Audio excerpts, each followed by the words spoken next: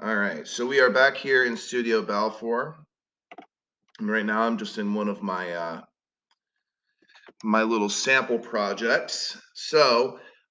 First thing I guess right out of the gates is if you didn't know, you do need to be in Chrome. This is a Chrome-based platform. One of the nice things, you can get on it anywhere. You're able to use it on Chromebooks.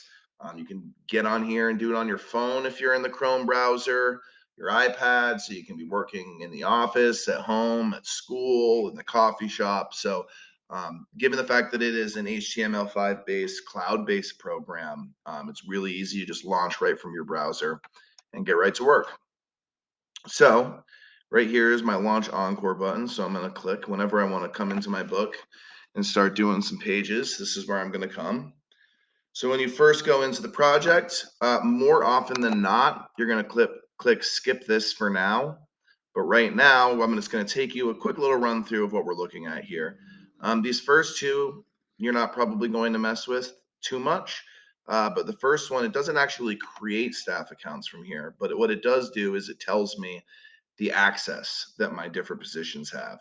So you might have a few editors that are going to have a little bit more access. So if you want to know, okay, what's going to be available to these students under these different titles, this is the place to find out. So oftentimes they're going to be designers, and this will just give you an idea. And I had said before in the last video about Studio Balfour that I was gonna come back to the student manager. So let's go back there really quick. So once you know, okay, this is what responsibilities or what access these different positions have, then you can come back over here, and we're just going to back out for now. I'm going to leave, and I'm going to go into manage project users. So this is where I would add students. So if you've got their email, you can fill all of this information out here, choose what you want them to be, designer, etc., and then do it. For elementary schools or middle schools, sometimes I find that advisors would prefer not even have their email involved, which I totally get. It makes it a little bit easier. So if you click that there, no email address, you can come in here and just fill it out and create a username for them. Oftentimes, I'll just use the same password. So maybe the name of your school and the year. So 23 or yearbook 23 with a capital Y, whatever it is. And then you can make a username that's pretty simple, usually just their name. It's going to ask that it's all lowercase. But once you do that, then you can write it down like, okay, just write down a list of these are all the usernames I've created, and you can just dole them out to the class that way. Or you could, if you don't have a staff yet and you want to just create, hey, I'm just going to make 10 usernames. So you can do that all right here. Or like I said, you can do it with the email, and they will receive an email from Balfour, and they can set up their own login information. Totally up to you on how you'd like to do that. So let's go back home and back into Encore. So that is how you set up your users, and that first block in this little Foursquare page here is going to give you the breakdown on what those students have access to. Determine page deadlines. So once I've got your content spec submitted, you'll be able to come in here and it'll just tell you what your deadlines are. Organize your yearbook. So this is kind of just like your ladder diagram where you can go through, you can create different sections. You can name all of the spreads. So this could be, administration, this could be 8th grade, this could still be 8th grade, whatever. Come through, and I often recommend that people go through and do this right away. So this is also a good place if you need to move pages around. One of the things in StudioWorks that people found difficult was moving pages around, and here it's really easy. You just drag it and bring it where you want it to be. So people find that, I think, to be pretty handy. So that is the main thing you're going to be doing in there. You always want to click confirm. Right now I'm just going to click cancel.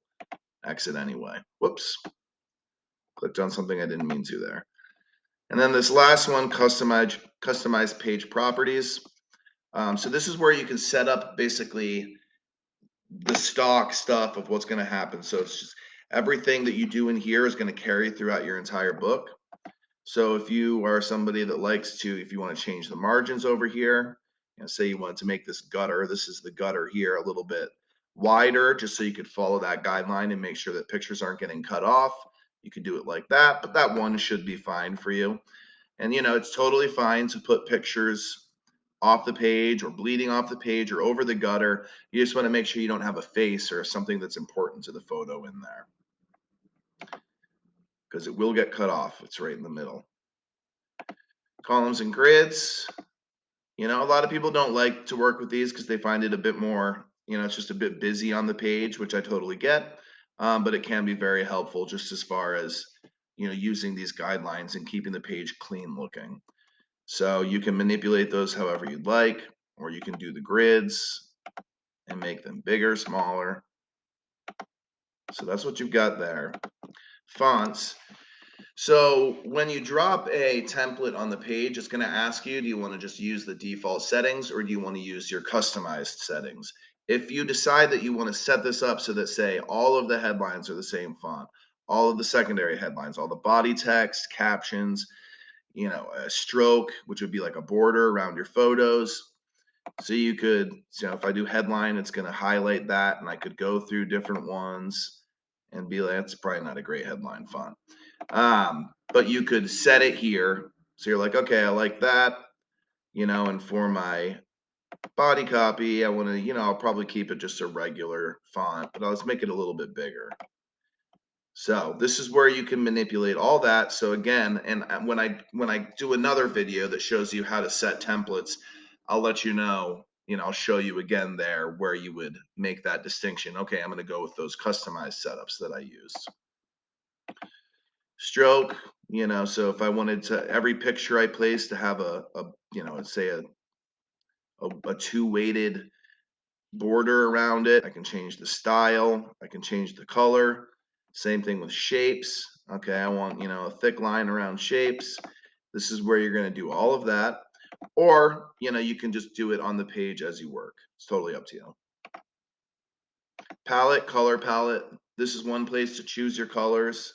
And there's another place in the project, which I'll show you shortly. Like, it just comes with, I believe, black and white. And then after that, you have to go through and choose your color palette. So, it's an extra step, but it's also convenient to, your school colors, whatever it is. It's nice to sometimes only give, your students or whomever a certain number of options so that, things aren't getting too hectic and too many colors getting involved, and you can keep it, organized in that manner. So folio text, that's down in the bottom. So you can enable that if, say, I wanted to enable that because this page was designed by, this student. So you could give them credit for the design of that page if you would like.